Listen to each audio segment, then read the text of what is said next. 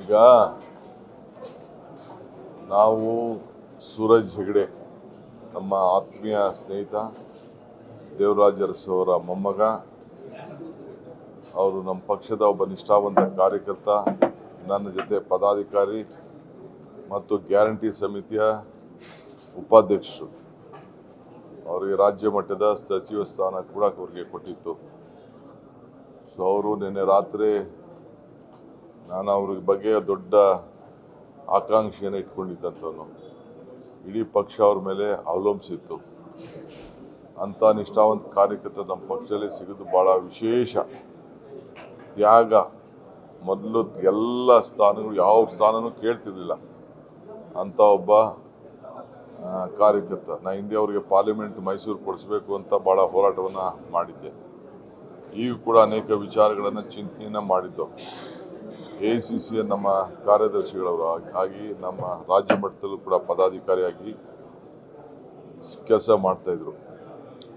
So ಅವರ ದುಃಖ, ಅವರ ಕುಟುಂಬದ ದುಃಖ ನೋಡೋಕ್ಕಾಗ್ತಾ ಇಲ್ಲ.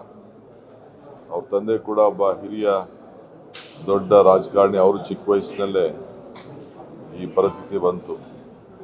ಸೊ ನಾನು, ಪಕ್ಷ, ಸರ್ಕಾರ ಮೂರು ಜನನು ಕೂಡ, ಪಕ್ಷ ಮತ್ತು ಸರ್ಕಾರ ಮತ್ತು ವೈಯಕ್ತಿಕವಾಗಿ ನಮ್ಮೆಲ್ಲರೂ ಕೂಡ ಭಾಳ ದುಃಖ ಉಂಟಾಗಿದೆ.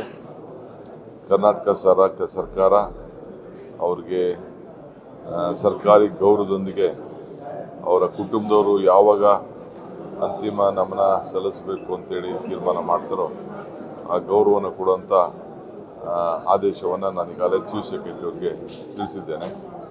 ನಾನು ಕೂಡ ಭಾಗಿಯಾಗ್ತೇನೆ. ಈಗ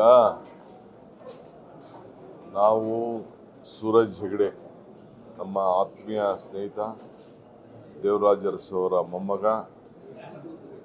ಅವರು ನಮ್ಮ ಪಕ್ಷದ ಒಬ್ಬ ನಿಷ್ಠಾವಂತ ಕಾರ್ಯಕರ್ತ, ನನ್ನ ಜೊತೆ ಪದಾಧಿಕಾರಿ ಮತ್ತು ಗ್ಯಾರಂಟಿ ಸಮಿತಿಯ ಉಪಾಧ್ಯಕ್ಷರು. ಅವರಿಗೆ ರಾಜ್ಯ ಮಟ್ಟದ ಸಚಿವ ಸ್ಥಾನ ಕೂಡ ಅವರಿಗೆ ಕೊಟ್ಟಿತ್ತು. ಸೊ ಅವರು ನಿನ್ನೆ ರಾತ್ರಿ ನಾನು ಅವ್ರ ಬಗ್ಗೆ ದೊಡ್ಡ ಆಕಾಂಕ್ಷೆಯನ್ನು ಇಟ್ಕೊಂಡಿದ್ದಂಥವನು. ಇಡೀ ಪಕ್ಷ ಅವ್ರ ಮೇಲೆ ಅವಲಂಬಿಸಿತ್ತು. ಅಂಥ ನಿಷ್ಠಾವಂತ ಕಾರ್ಯಕರ್ತ ನಮ್ಮ ಪಕ್ಷದಲ್ಲಿ ಸಿಗೋದು ಭಾಳ ವಿಶೇಷ. ತ್ಯಾಗ, ಮೊದಲು ಎಲ್ಲ ಸ್ಥಾನಗಳು ಯಾವ ಸ್ಥಾನನೂ ಕೇಳ್ತಿರ್ಲಿಲ್ಲ ಅಂಥ ಒಬ್ಬ ಕಾರ್ಯಕರ್ತ. ನಾನು ಹಿಂದೆ ಅವರಿಗೆ ಪಾರ್ಲಿಮೆಂಟ್ ಮೈಸೂರು ಕೊಡಿಸ್ಬೇಕು ಅಂತ ಭಾಳ ಹೋರಾಟವನ್ನು ಮಾಡಿದ್ದೆ. ಈಗ ಕೂಡ ಅನೇಕ ವಿಚಾರಗಳನ್ನು ಚಿಂತನೆಯನ್ನು ಮಾಡಿದ್ದು.